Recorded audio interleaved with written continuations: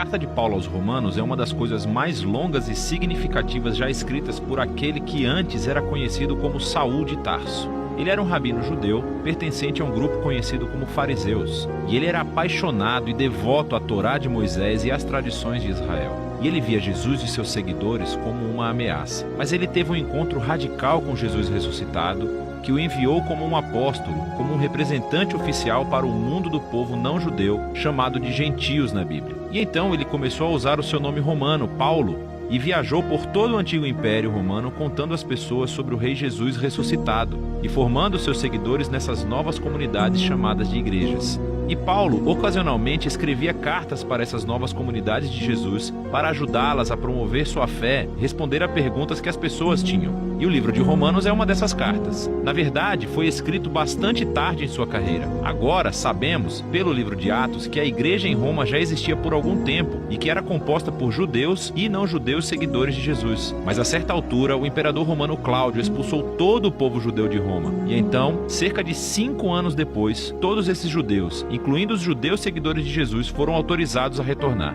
E quando o fizeram, encontraram uma igreja que se tornou muito não judaica em costume e prática. E isso criou muita tensão, de modo que nos dias de Paulo, a igreja romana estava dividida. As pessoas discordavam sobre como deveriam seguir a Jesus. Elas estavam debatendo sobre se os cristãos não judeus deveriam celebrar o sábado, comer kosher ou ser circuncidados. E assim, Paulo escreveu essa carta com alguns objetivos em mente. Ele queria que essa igreja dividida se unificasse e tinha um propósito prático para isso. Ele esperava que a igreja romana se tornasse uma base para que a sua missão fosse ainda mais para o oeste, até a Espanha. E assim, foram essas circunstâncias que motivaram Paulo a escrever sua mais completa explicação do Evangelho, a boa nova que ele estava anunciando sobre a vida, morte e ressurreição de Jesus. A carta foi criada para ter 4 movimentos principais, mas é unificada como uma longa e fluente exploração do Evangelho.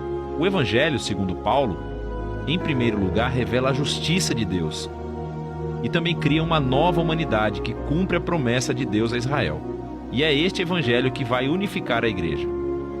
Nesse vídeo, vamos explorar as ideias dos capítulos 1 a 4. Então, Paulo começa se apresentando como um apóstolo designado por Deus para espalhar o Evangelho sobre Jesus, sobre como ele é o Messias de Israel, que ressuscitou dentre os mortos como Filho de Deus, Rei das Nações. E agora, Jesus chama toda a humanidade a estar sob seu domínio de amor. E Paulo diz que as boas novas do Rei Jesus são, antes de mais nada, o poder de Deus para salvar as pessoas que confiam nele e depois revelam a justiça de Deus. Ela descreve o caráter de Deus que sempre faz justiça, o que é certo e o que é bom, mas também que ele é fiel e justo para cumprir suas promessas. E Paulo está dizendo que a história de Jesus nos mostra como Deus fez essas duas coisas. Mas como?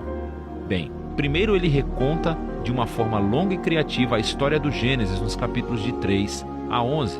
Ele mostra como todo o mundo gentil, todas as nações estão presas em um ciclo de pecado e egoísmo. O coração e a mente humana estão partidos, afirma Paulo. Nos afastamos de Deus para abraçar a idolatria, o que significa encontrar significância suprema em coisas criadas e dar maior fidelidade a essas coisas que não são Deus. Isso resulta em uma distorção da nossa humanidade e comportamento destrutivo. E então, o que resta é uma humanidade que vive uma vida de acusações diante de um Deus justo, o qual o povo de Israel pode dizer: bom, parece que Deus fez uma boa decisão quando escolheu o nosso povo dentre as nações. Ele nos salvou da escravidão no Egito. Ele nos deu as leis da Torá, como o sábado, comer kosher, a circuncisão, e todas essas coisas juntas nos mostram como viver como povo santo de Deus. Mas Paulo diz: calma aí, gente. Ele lembra a história da Torá e do resto do Antigo Testamento, que mostra que Israel era tão corrupto quanto o resto da humanidade. Israel é mais culpado do que os gentios, diz Paulo, porque eles têm a Torá. Eles deveriam saber. E assim, conclui Paulo, toda a humanidade, gentios, israelitas, estão desesperadamente presos e culpados diante de Deus. Mas essa não é a palavra final. As boas novas sobre Jesus são a resposta de Deus.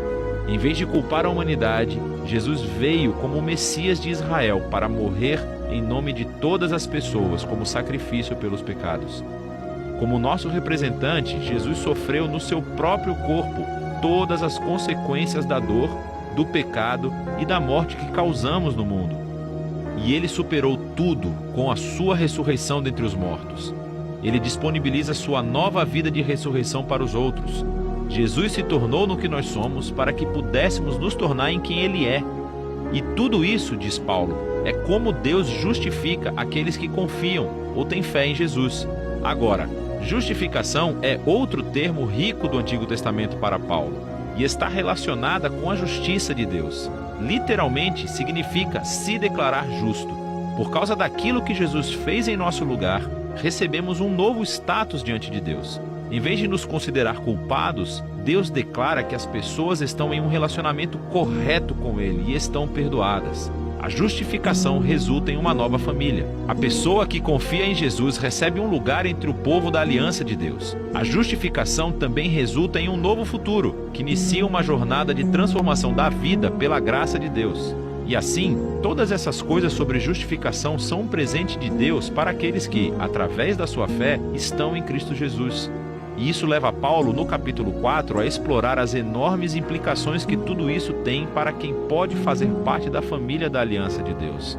Ele volta para a história de Abraão em Gênesis, capítulo 15. Antes de qualquer uma das leis da Torá ter sido dada a Israel, Abraão foi justificado, ou declarado justo, diante de Deus. Como? Bom, Deus prometeu que Abraão se tornaria pai de uma grande família multiétnica que receberia a bênção de Deus. Mas ele e sua esposa Sara eram muito velhos, nunca conseguiriam ter filhos.